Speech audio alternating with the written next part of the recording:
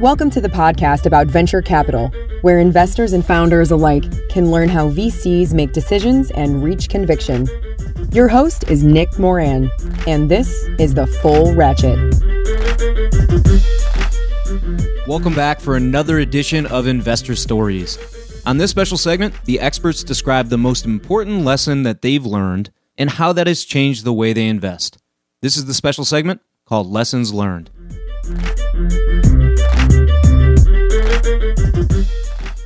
On today's special segment, we have Winter Mead of Operator. Winter, can you tell us a story highlighting a critical lesson that has changed the way you invest? Relationships are incredibly important in this industry. And how you think about relationship building, how you think about your due diligence process, like, are you getting good information?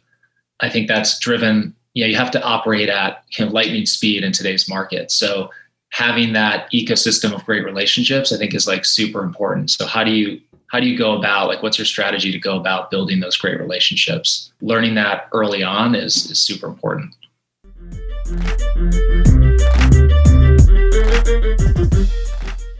On today's special segment, we have Yanev Suissa of SineWave. Yanev, can you tell us a story highlighting a critical lesson that has changed the way you invest?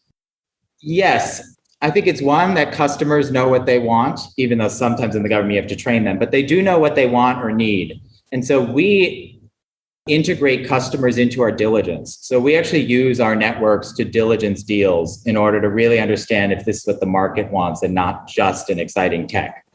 And then the other thing I learned is really your gut, right? Follow your gut.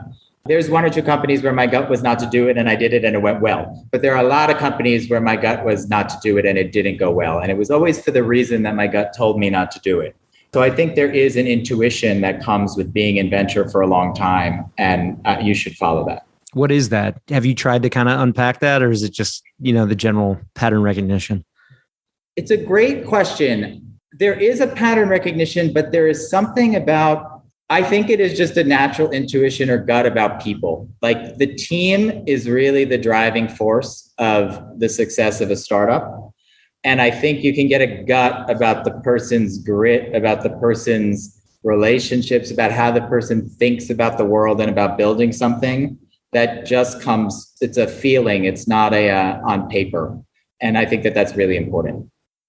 Yeah, I was talking to my team recently and we were talking about deals, and I was thinking, one of the guys on the team is dating this new young lady. And I was thinking, on paper, I could tell you want to look for a life partner who's humble and selfless and caring and beautiful inside and out and all these things. But if you're just checking boxes, you might show up as a couple and there's no magic, there's no fire, right? And so it's like, there's this indistinguishable quality about people and then a match, between an investor and a founder that can't really just distill it down to a set of boxes that you check.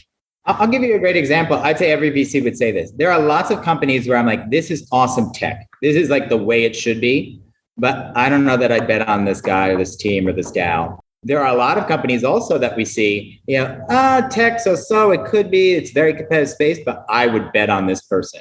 I want to be in this company because I'm going to bet on this person. And that happens a lot in venture. And the latter is always the best, I assume. I agree. Yes.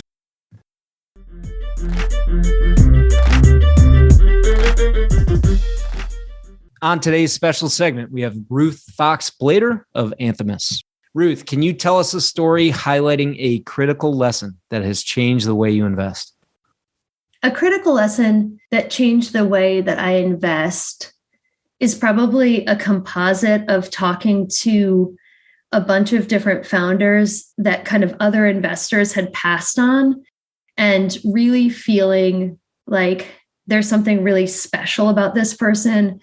There's something special about this project, and I'm going for it. Like, I think there's something really interesting here. And I think the more that you do that and it works out, the more confidence you gain in doing one of the things that I think is absolutely fundamentally critical to being a good venture investor, which is breaking away from the crowd and trying to see things that other people don't see. And so, there have been a couple of founders specifically that I knew that they were sort of at the end of their rope with fundraising. And I was like, well, this project's special and this person is interesting and there's strong founder market fit here and I'm backing them. And so far, so good. And that's really changed the way that I perceive pitches and I perceive founders. And I think it also, from a broader perspective, sort of demonstrates the need to be open to diversity in tech and in venture investing. I think not coincidentally, a couple of those founders have been from underrepresented groups, let's say.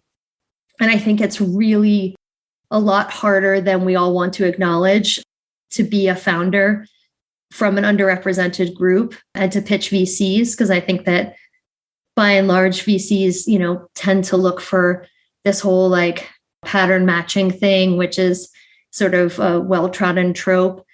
Yeah, I think that if you really have an open mind and you really listen to people, you have the opportunity to see things that other people don't see and ultimately have a lot of success doing it.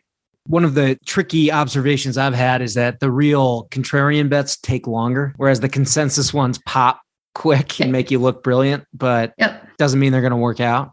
Yeah, I think being around the block a couple of times, like there's so many potential points of failure. And especially nowadays where the market's really frothy, like what used to be a Series B is no longer a Series B. Things are just not as de-risked as they used to be.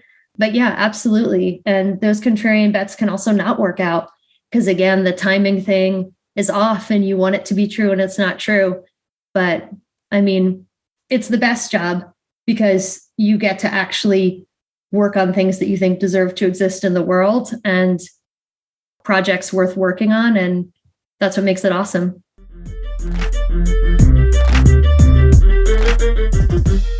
That will conclude this installment of Investor Stories.